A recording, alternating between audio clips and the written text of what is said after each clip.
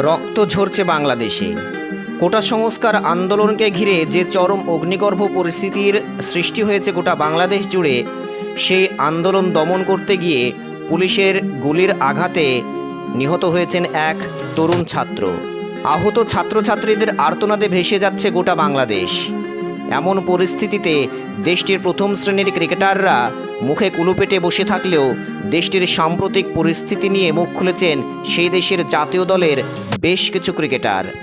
তাদের মধ্যে একজন অন্যতম হলেন বাংলাদেশের wicket keeper batsman Mushfiqur Rahim.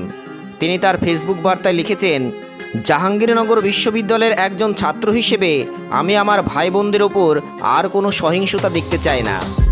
আমার শিক্ষকরা যারা অতুলনীয় সাহস দেখিয়ে তাদের ছাত্রছাত্রীদের রক্ষা করতে গিয়ে আহত হয়েছেন, তাদের প্রতি অতল শ্রদ্ধা।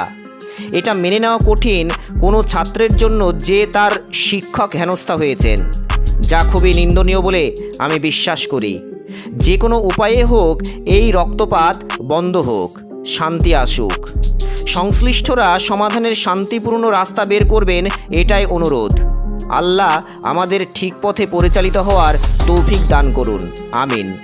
এটা ছিল মুশফিকুর রহিমের বাংলাদেশে শান্তি ফেরানোর জন্য তার এই আবেদন। অপর একজন ক্রিকেটার আফিফ হোসেন ধ্রুব তার ফেসবুক বার্তায় লিখেছেন, দেশটা আমাদের সবার, আমরা শান্তিতে বিশ্বাসী, অশান্তিতে নয়। আমার কোনো ভাই বোনের রক্ত আর না ঝরুক।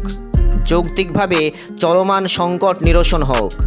চলমান পরিস্থিতি দ্রুতই শান্তিতে রূপ নেবে, স্বাভাবিক হয়ে যাবে সব কিছু, এমনটাই আশা রাখি। এই বার্তা দিয়েছেন আফিফ হোসেন ধ্রুব। বাংলাদেশের অপর এক ক্রিকেটার তানজিন হাসান তামিম তিনি লিখেছেন, টেকনাফ থেকে তেঁতুলিয়া কোনো রাজপথ আর আমার ভাই বোনের রক্তে রঞ্জিত না হোক। সঠিক পদক্ষেপ ও যৌক্তিকতা বজায় রেখে সব কিছুর সমাধান হোক। বাংলাদেশের ফাস্ট বোলার শরীফুল ইসলাম তিনি তার ফেসবুক বার্তায় আহ্বান করেছেন আসসালামু আলাইকুম বলে। তিনি লিখেছেন, আমি একজন ক্রিকেটার হলেও একজন ছাত্র। আমি চাই না আর কোনো ছাত্রছাত্রীর রক্ত ঝরুক। অপর এক ক্রিকেটার নুরুল হাসান সোহান তিনিও ফেসবুক বার্তায় আবেদন জানিয়েছেন, ভবিষ্যৎ বাংলাদেশে রক্ত আর দেখতে চায় না, শান্তি চায়। সমস্ত ক্রিকেটাররা তাদের সোশ্যাল মিডিয়ায় শান্তির বার্তার আহ্বান জানালেও কিন্তু বেশ কিছু প্রথম শ্রেণীর ক্রিকেটার যারা বাংলাদেশের তরুণদের আইডল হিসেবে পরিচিত, তারা কিন্তু এখন পর্যন্ত সোশ্যাল মিডিয়ায় তেমন কোনো বার্তা বা শান্তির আহ্বান তারা কিন্তু করেননি।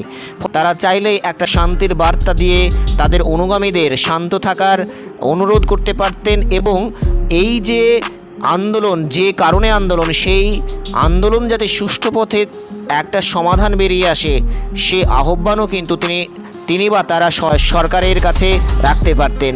যার ফলে এই যে এক অগ্নিগর্ভ পরিস্থিতির সৃষ্টি হয়েছে, সেই পরিস্থিতি হয়তো অনেকটাই স্থিতিশীল হতে পারত।